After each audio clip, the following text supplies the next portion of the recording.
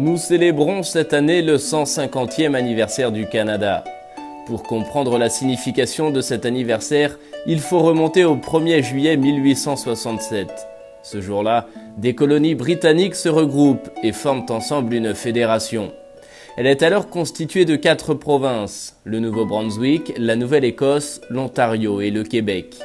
Cet événement marque l'indépendance du Canada par rapport au Royaume-Uni.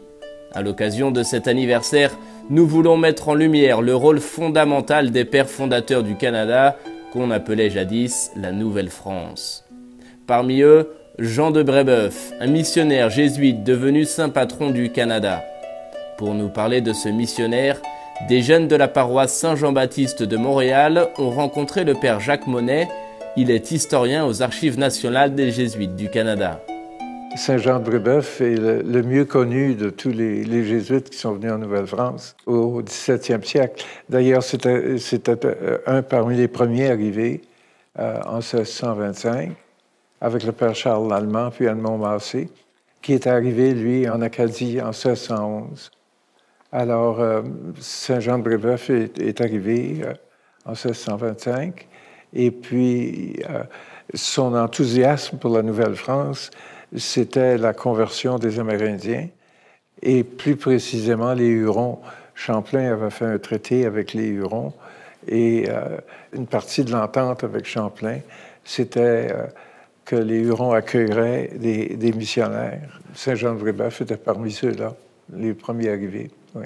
Et alors, quand les missionnaires français sont arrivés, comment s'est passées les premières relations avec les Amérindiens? Bien, généralement, assez bien. Les premiers qui sont arrivés en Acadie en 1611. Alors, il y avait déjà des missionnaires avant que Saint Jean de Brébeuf vienne au Canada. Effectivement, le grand chef des Amérindiens de la côte atlantique s'est converti au catholicisme en quelques semaines après l'arrivée des premiers missionnaires. Et toute sa tribu avec lui. Alors, les premiers baptêmes ont eu lieu, effectivement, en Acadie, en 1611. Et donc, pour finir, pour l'histoire de Brébeuf, Brébeuf est mort. Et est-ce que vous pouvez nous expliquer un petit peu comment il est mort et pourquoi est-il mort par les Amérindiens?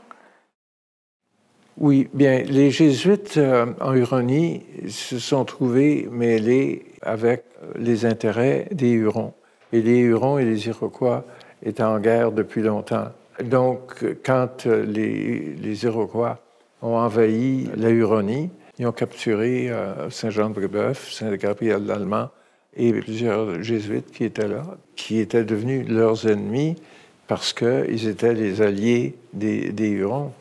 Brébeuf, entre autres, était considéré et avait été choisi et nommé par les Hurons, était considéré comme un grand chef Huron. Il avait le titre, d'ailleurs, d'être un des chefs de la nation huronne.